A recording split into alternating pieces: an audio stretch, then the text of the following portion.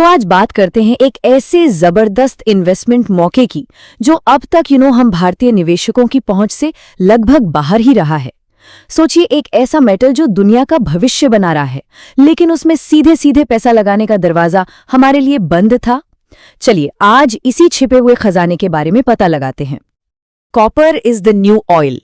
अब ये कोई छोटी मोटी बात नहीं है, ये कहा है गोल्डमैन सैक्स ने। आप जानते हैं ये दुनिया के सबसे बड़े फाइनेंशियल इंस्टीट्यूशंस में से एक है।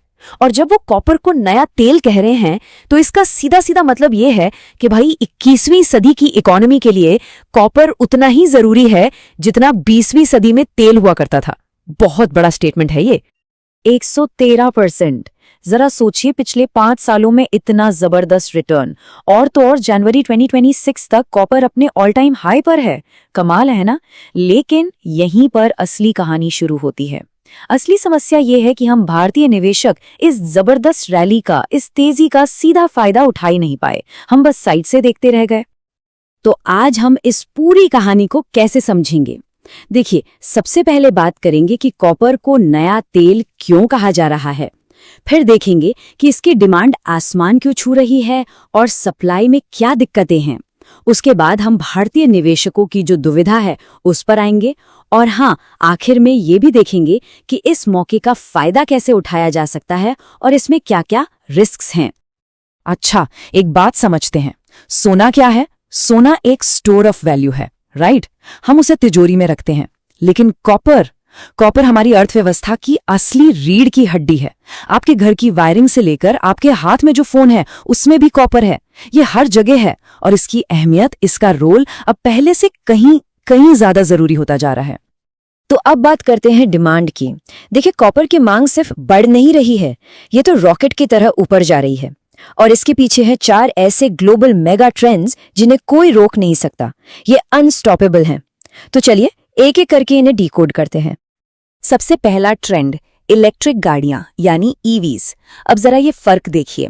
एक नॉर्मल पेट्रोल कार में करीब 23 से 25 किलो कॉपर लगता है, ठीक है? लेकिन एक ईवी में 60 से 80 किलो तक कॉपर, मतलब 3 गुना से भी ज्यादा।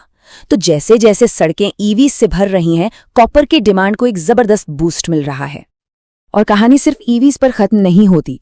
दूसरा बड़ा ट्रेंड है रिन्यूएबल एनर्जी।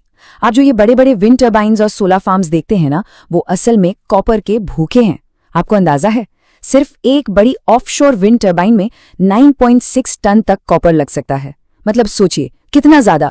अब आते हैं तीसरे ट्रेंड पर। ये वो चीज है जिस पर ज्यादातर लोगों का ध्यान नहीं जाता, एआई और डेटा सेंटर्स। ये जो एआई की क्रांति चल रही है, इससे पावर देने वाले जो विशाल डेटा सेंटर्स हैं, उनमें बेहिसाब कॉपर लगता है। एक अनुमान के मुताबिक 2050 तक इस अकेले सेक्टर से डिमांड 6 गुना बढ़ सकती है। ये वाकई बहुत बड़ा नंबर है। लेकिन इन सब में जो सबसे बड़ा गेम चेंजर है वो है चौथा ट्रेंड, हमारे पावर ग्रिड्स। सोचिए, इतनी सारी ईवीज, ये एआई डेटा सेंटर्स, ये रिन्यूएबल एनर्जी, इन सबको बिजली कहां से मिलेगी? हमारी ग्रिड से। और इस एक्स्ट्रा लोड को संभालने के लिए पूरी दुनिया में पावर ग्रिड्स को अपग्रेड करना पड़ेगा, बढ़ाना पड़ेगा। और S&P ग्लोबल का अनुमान है कि इस वजह से कॉपर की डिमांड 2040 तक डबल हो जाएगी। ये डिमांड का सबसे बड़ा ड्राइवर है। तो ये तो हो गई डिमांड की बात। डिमांड तो आसमान छू रही है। लेकिन ये कहानी का सिर्फ एक पहलू है। असली ड्रामा, असली टेंशन तो सप्लाई साइड पर है। क्योंकि जब आप इतनी जबरदस्त डिमांड को घटती हुई सप्लाई से मिलाते हैं, बस वहीं पर एक बहुत ही पावरफुल इन्वेस्टमेंट केस बनता है। अब देखिए सप्लाई में हो क्या रहा है।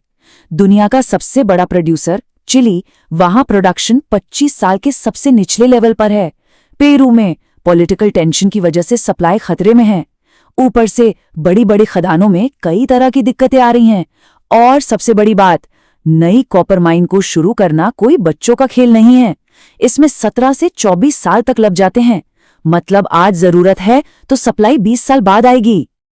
ये चार्ट देखिए, ये पूरी प्रॉब्लम को एक तस्वीर में दिखा देता है। S&P ग्लोबल का अनुमान है कि 2040 तक जितनी डिमांड होगी और जितनी सप्लाई हो पाएगी, उसके बीच 10 मिलियन मीट्रिक टन का गैप होगा।